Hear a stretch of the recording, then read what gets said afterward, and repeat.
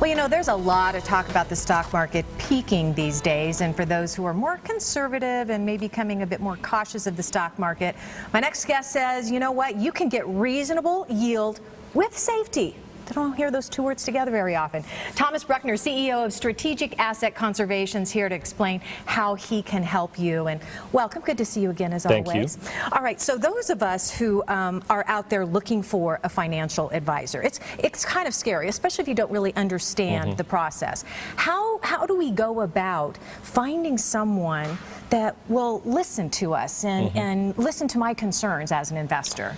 It's interesting that you asked the question that way, Terry. Back in 2010, Financial Planning Magazine did a study, and they surveyed financial advisors, and they asked them, what is your client's primary concern? But the first question they asked was, of the clients, what is your primary concern?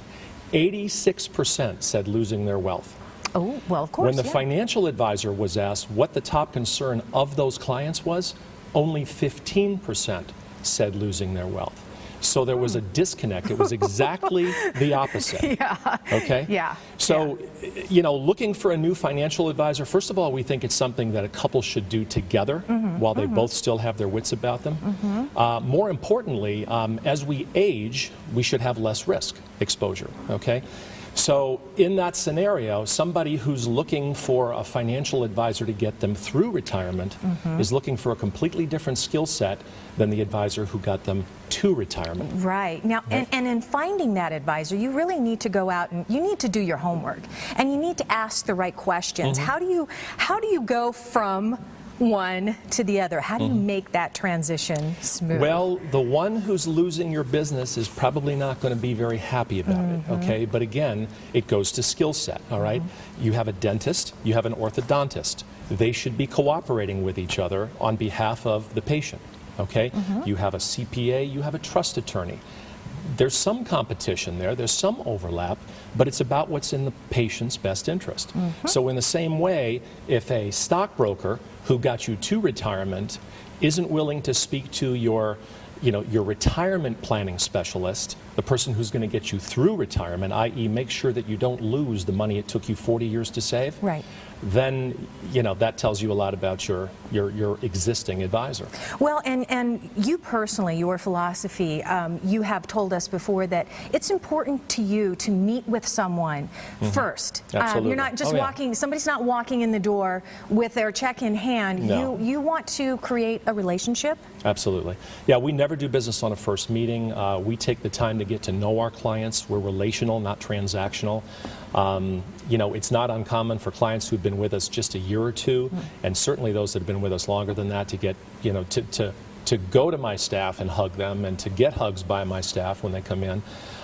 It's a real family atmosphere. We don't refer to our client family as a database. We refer to them as a client family. It's a big difference in perspective. And it's very personal. I mean, this person has your hopes and future. dreams and wishes and assets at their fingertips. We proudly manage $238 million of safe money. We don't have a single client who's lost any money in the last 14 years, and even though we've heard a lot about the market being up, it's really only averaged about 1.85% per year for the last 14 years. Right, right. Because it lost and then recovered and then lost again and has now recovered what it had back in 2000. And your average is what?